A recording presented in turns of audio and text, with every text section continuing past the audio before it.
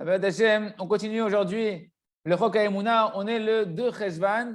Et donc, dans le Seder du Chok HaEmuna, on continue directement avec le Jardin de la Foi. Un manque de communication.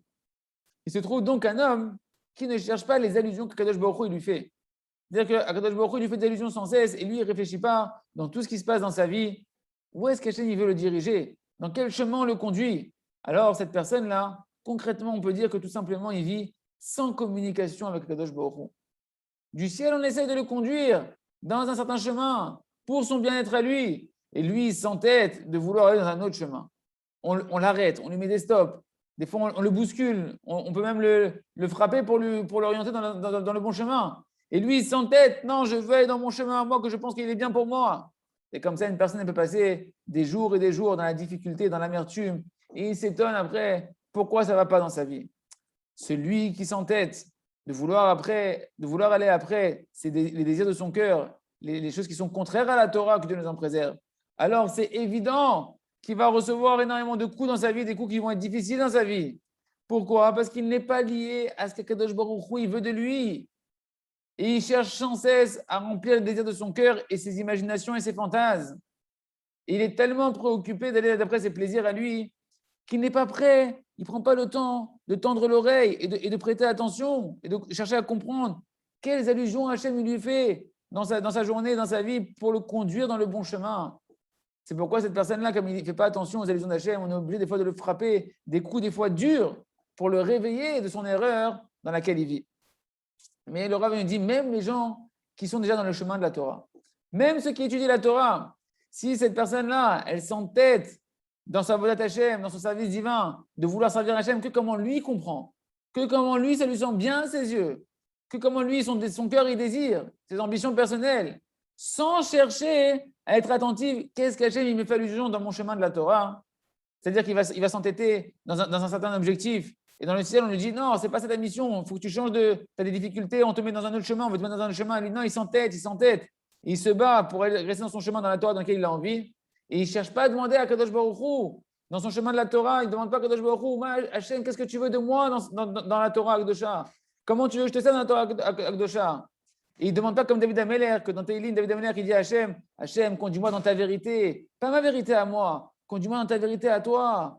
Enseigne-moi, Kadosh Baruch Hu, tes chemins. Plein de versets de Tehillim qui répètent la même chose. David Ameler qui dit, Ochotecha lamedeni, tes sentiers, enseigne-moi tes sentiers, Hachem. Guide-moi par tes conseils à toi, Hachem. D'accord? À ce moment-là, une personne qui fait ça, bien qu'elle peut être en train d'étudier la Torah, la Yeshiva, qu'elle peut être en train d'accomplir des mitzvot, eh ben, il ne pourra pas arriver au but pour lequel il a été créé et à sa mission. Et sa vie, elle va être remplie de milchamot, de guerres futiles et de souffrances inutiles. C'est pourquoi, avec l'aide du ciel, dans ce sefer-là, donc on parle de Jardin de la Foi, on va apprendre comment une personne, elle peut comprendre qu'est-ce que Kadosh Baruch Hu, elle veut de nous. Comment on peut comprendre ce que Hachem veut de nous à travers tout ce qui se passe dans notre vie, réinterpréter qu'est-ce que Hachem me dit. Et comme ça, chacun va Hachem, il méritera d'arriver au but pour lequel il a été créé. Et non seulement il va s'éviter beaucoup de souffrances dans sa vie, mais il pourra aussi mériter de goûter le goût du paradis dans ce monde-là et à plus forte raison dans le monde futur. Hachem, il qu'on soit attentif aux allusions de Kadosh Baruch Hu et qu'on puisse immédiatement rectifier le chemin dans la douceur, dans le nachat et pouvoir vivre Barol Hamazé, déjà un paradis terrestre. On continue avec le jardin des louanges, Avoda Yesodit, un travail fondamental, élémentaire. Un homme, il doit s'habituer à remercier Kadosh Baruch Hu pour tous les bienfaits qu'il lui fait dans les moindres détails, même pour les choses qui lui semblent anodines de la vie, des choses qui sont dans son quotidien de tous les jours. Parce qu'en réalité, ces choses de son quotidien, c'est une providence divine, un chesed, gamour d'Akadosh Baruch Hu, une bonté infinie d'Akadosh Baruch Hu.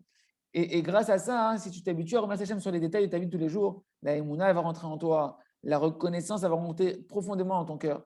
Et en réalité, c'est ce qu'on dit tous les matins dans la tfila. On dit nos délécha dans le modim. Là-bas, on dit on te remercie Akadosh Baruch Hu. Et on raconte tes louanges pour notre vie qui est transmise entre tes mains. En réalité, ici, dans cette partie de la tfila, on remercie Hachem sur la vie en général. Notre vie, elle est transmise entre tes mains. Et on continue dans modim. Et on te remercie Hachem pour nos neshamot, nos âmes qui te sont confiées. Ça, en fait, on apprend à remercier Akadosh Baruch Hu pour l'âme, pour chaque respiration de notre âme qui est constamment entre les mains d'Akadosh Baruch Hu, comme on dit, dans tes mains, j'ai confié Hachem mon esprit, mon âme. Et après, on continue dans le modim. à remercier Hachem dans les moindres détails de la vie de tous les jours. Et pour tous les miracles que tu fais chaque jour avec nous, c'est quoi l'explication?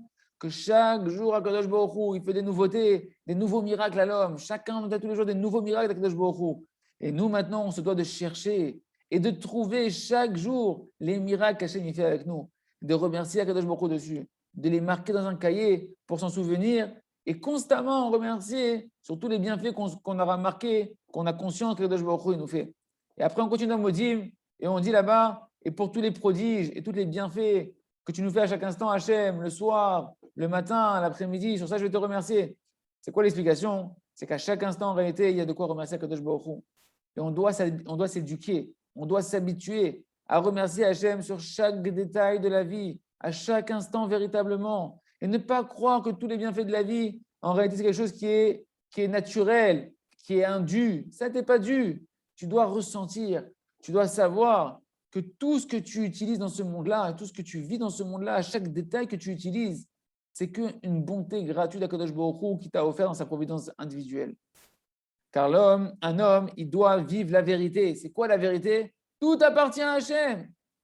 Et c'est Hachem qui te donne l'autorisation d'utiliser chaque chose que tu utilises dans ta vie. Hachem, il aurait très bien pu ne pas te donner ces objets que tu utilises, matériels, même spirituels.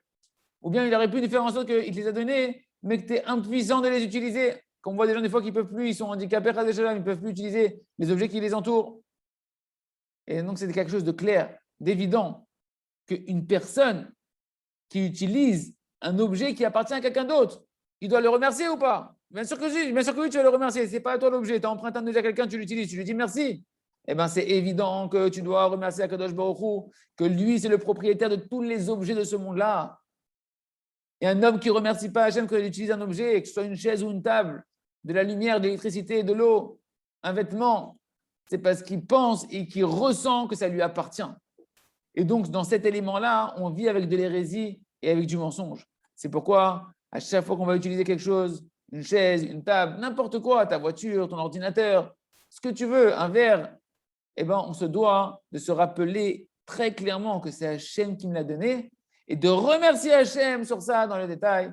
Il y a Son Shiniske, il y a mon rabbin Nachman Breslev qui disait merci pour chaque chose qu'il utilisait ce monde-là, même pour quand il devait faire une bracha, avant de faire la bracha, il remerciait, et qu'on puisse vivre pleinement, profondément dans notre cœur, que tout appartient à Kadosh Baruch Hu et que tout est qu'une bonté d'Akadosh Baruch Hu. On continue avec le livre À travers champs et forêts pour faire notre tradition de doutes quotidienne.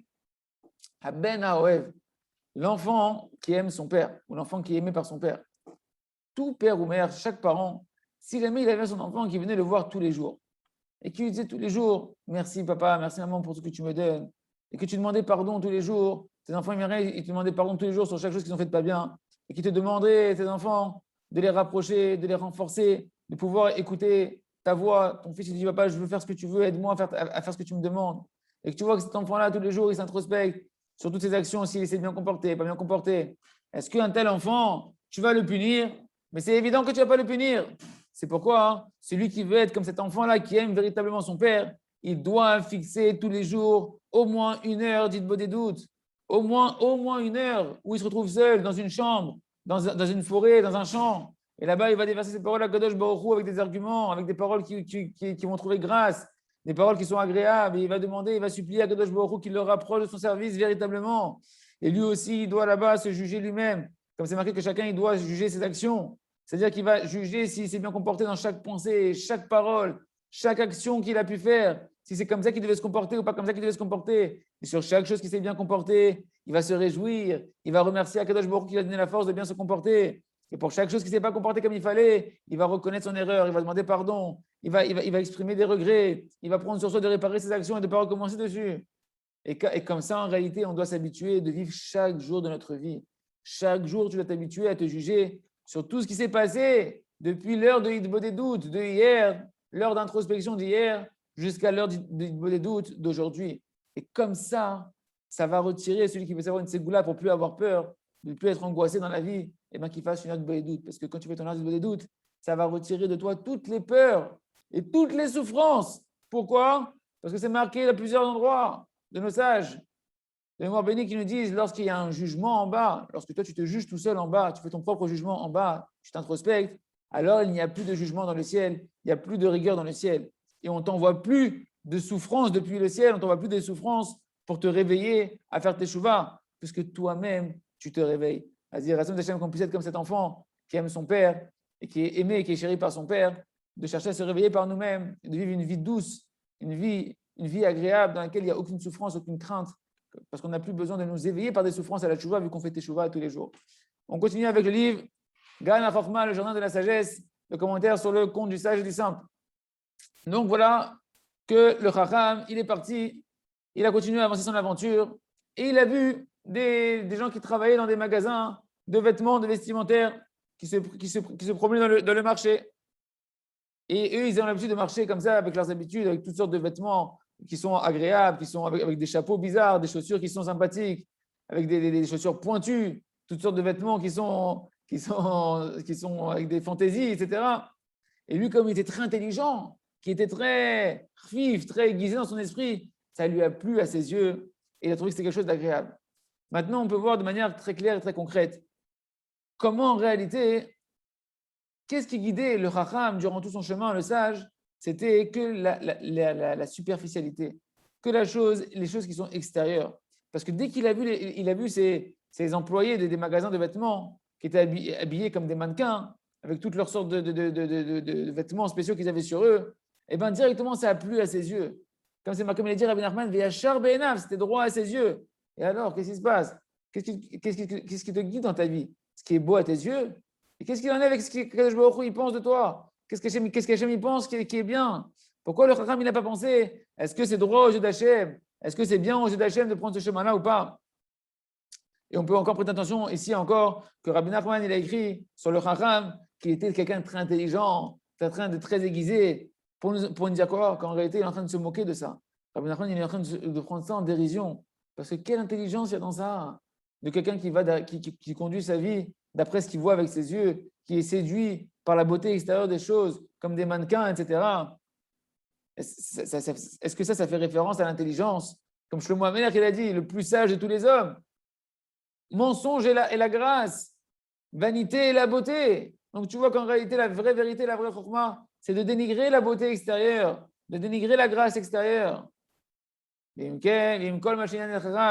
tu vois que c'est comme ça, le Chacham, le sage, tout ce qu'il a fait aller dans son chemin, c'est l'extériorité. D'aller avec un vêtement comme ça, un vêtement comme ci. Et donc tu peux dire que toutes ses ambitions à lui, elles se résument à être qu'une petite poupée comme ça, une poupée qu'on tire avec des fils, qui se promène comme ça avec des beaux vêtements. Et c'est pas ça la vraie chorma, c'est pas ça la vraie sagesse. Il reste Hashem qu'on fasse attention de ne pas aller d'après les choses superficielles de nos yeux, mais qu'on recherche qu'est-ce qui plaît à Kadosh Baruch Hu. Pour finir, on continue avec Sefer Or Hadash. Le Rav nous dit Nitzrach Me'od, cette connaissance-là, elle est très très importante. On doit la savoir et la connaître et la faire diffuser. Tout ce qu'on a écrit jusqu'à présent, tout ce qu'on a vu jusqu'à présent, Rabbi Nachman, il va nous le résumer en une seule phrase. Toutes les sources qu'on a vues, elles sont résumées dans un enseignement de Rabbi Nachman. Et cet enseignement-là, il faut écrire des livres entiers dessus pour savoir comment le mettre en pratique concrètement. C'est marqué dans l'écouter Moharan, dans la partie 2 de l'écouter Moharan, dans l'enseignement 110. C'est ramené comme ça. Shamati, j'ai entendu que quelqu'un qui a demandé à Rabbi Nachman, donc c'est Rabbi Nathan de Breslev qui parle. J'ai entendu que quelqu'un il est venu poser la question à Rabbi Nachman de Breslev. Comment il est le libre arbitre? Et il lui a répondu, le libre arbitre, il est très simple. Le libre arbitre, il est dans les mains d'un homme, mamash, avec toute la plus grande simplicité. S'il veut, eh ben il fait. Et s'il ne veut pas, il ne fait pas. Si tu veux, tu fais. Si tu veux pas, tu fais pas. Et Rabbi Nathan, il continue d'expliquer les paroles de Rabbeinu. Il nous dit qu'en réalité, dans les paroles de Rabbi Nachman, il faut énormément prêter attention. Parce qu'ici, il nous donne un fondement pour toute la vie. Il nous dit, Verachem Tizot, et j'ai marqué ça, j'ai inscrit ça, parce que c'est quelque chose de très, très, très important et très utile de savoir dans la Tchouva. Que combien d'hommes, ils sont perdus dans ça, parce qu'ils pensent qu'à cause de leurs mauvaises habitudes, à cause des mauvais caractères, des mauvais désirs dans lesquels ils sont enfoncés, de leurs mauvaises actions qu'ils ont depuis leur jeunesse, depuis leur petit âge, ils ont l'impression du coup qu'ils n'ont plus de libre arbitre de changer, qu'ils ne peuvent pas changer leurs actions. Je dis Rabbi Nachman de Breslev et Rabbi Nathan de Breslev que ce n'est pas vrai, que c'est évident qu'en réalité, chaque homme, il a un libre arbitre constamment, qui peut changer constamment. Et comme il veut, et bien comme ça, il fait. Et comprend bien les paroles, nous dit Rabbi Nathan de Breslev. En réalité, Rabbi Nathan, il vient ici nous expliquer toute la faiblesse, comment un homme peut se décourager dans sa tête en disant quelques mots, il dit Kama bnei Adam nevochim bazemod. Combien de gens ils sont perdus dans ces sujets-là parce qu'ils sont tellement habitués par leurs mauvaises actions et leurs mauvaises habitudes de leur enfance. Alors ils ont l'impression qu'ils n'ont pas libre arbitre. C'est pour ça qu'ils sont faibles dans leur esprit. Ils sont faibles devant leur mauvais penchant parce qu'ils ont l'impression qu'ils n'ont pas libre arbitre, qu'ils nous en préservent. Ils pensent qu'ils ne peuvent pas changer leurs actions.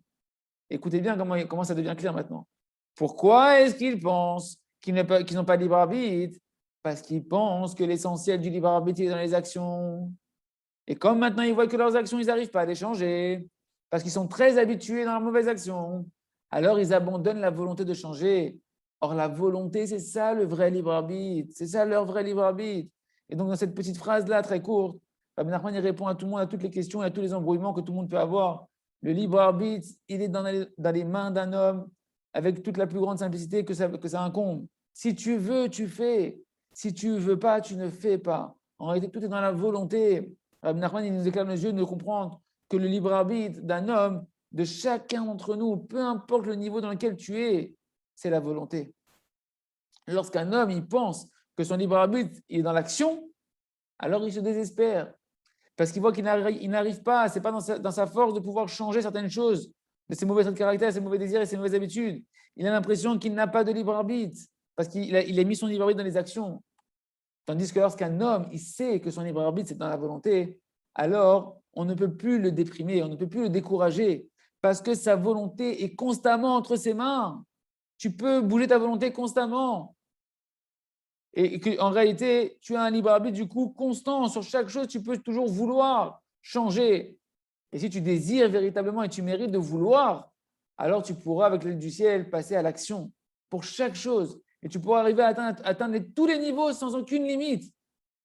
Sans aucune, rien qui pourra t'arrêter de monter, de monter, de monter. Parce que ce qu'un homme, il fait, c'est exactement en fait ce qu'il désire et ce qu'il veut. Simplement, des fois, ça demande du temps et de la volonté, de renforcer sa volonté jusqu'à passer à l'action. C'est ces paroles qu'on a apprises ici, au niveau de la liberté de la volonté. Il sort ici un renforcement extraordinaire dans le service divin pour chacun d'entre nous. Même si tu es le plus grand des coléreux qu'il y a jamais eu dans l'histoire de l'humanité, même si tu es le plus grand, la personne qui a rempli le plus de mauvais désirs du monde entier, même si tu es addict d'addiction que tu n'arrives pas du tout à t'en défaire et que tu n'arrives pas à te contrôler du tout, même si tu es le plus grand misken, la personne tu dis que je suis le plus brisé avec tout ce que j'ai traversé dans ma vie, j'ai traversé tellement de Haverot que Dieu nous en préserve. Et tu te dis, oui, moi j'ai tellement essayé de changer, et j'ai essayé, et je vois que j'arrive pas. Alors c'est pour ça que j'ai arrêté, j'ai arrêté de vouloir de changer. J'arrête de vouloir venir Bichoua parce que j'arrive pas. Et bien maintenant, tu as un grand encouragement de savoir que tu peux constamment vouloir changer. Et qu'est-ce qu'on a appris? Que l'essentiel, c'est la volonté. C'est ça l'essentiel du service d'un homme dans ce monde-là. Et Hachem, c'est ça qu'il attend de toi, seulement que tu désires et que tu ne lâches pas ta volonté. Quand un homme il comprend que ce qu'on attend de lui, c'est la volonté, et que la volonté, elle est constamment entre ses mains, il n'y a plus rien qui peut l'arrêter. Il n'y a plus rien qui peut le briser. Parce que peu importe ce qu'il va traverser, il peut continuer à vouloir. Et cette notion de la volonté-là, c'est une notion qui est très personnelle et très profonde dans l'homme, que personne ne peut la toucher. Il n'y a aucun Yetzirah qui peut venir toucher ta volonté. On peut juste te faire croire que en fait, ton libre arbitre est dans les actions et vouloir casser ta volonté comme ça. Mais si tu sais qu'en fait, ton libre arbitre est dans la volonté, il n'y a personne qui peut toucher ta volonté. Tu peux toujours changer ta volonté. Et même si maintenant, tu n'arrives pas à changer concrètement, l'essentiel, Rabbeinu, il dit, et on a vu, il dit, c'est la volonté. Et la volonté est entre tes mains. Donc, si tu tiens fort en ta volonté, alors tu fais ce que véritablement on attend de toi de faire. Ce que tu peux faire entre tes mains, c'est la volonté. Alors pourquoi tu te brises? Pourquoi tu te désespères? Pourquoi tu te décourages? Il y a la Sainte Hachem qu'on n'ait jamais rentré en nous la tristesse, le découragement, de croire qu'on n'arrive pas à changer, de savoir que oui, on change, qu'à chaque fois qu'on veut, on change. Et c'est ça le changement que Crémi attend de nous, c'est la volonté. Et qu'à force de multiplier les volontés, la Hachem, on verra les changements se matérialiser. Chazak, Benit Chazek. À demain pour la suite du Chok HaEmunah.